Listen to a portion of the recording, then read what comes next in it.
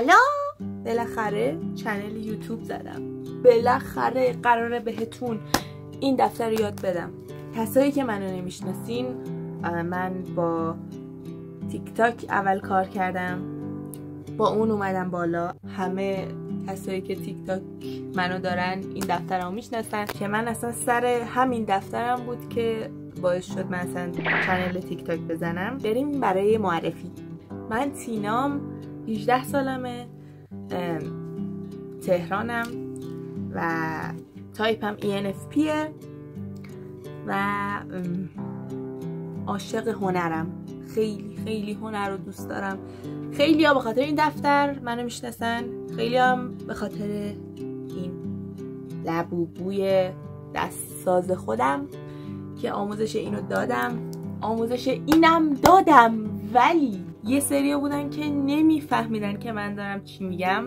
تقصیر منم بوده، چون ویدیو رو تند کرده بودم و صدام اصلا واضح نبود توی ویدیو.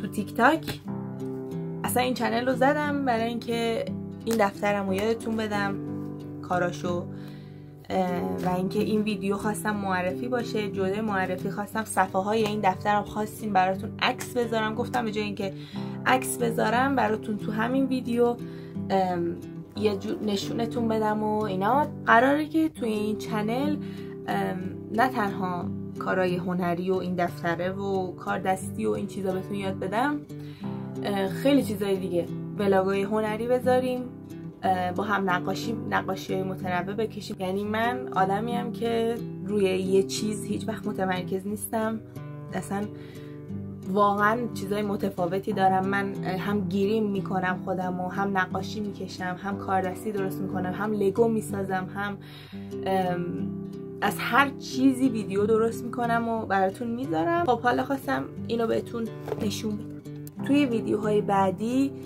با هم دیگه میشینیم درست میکنیم.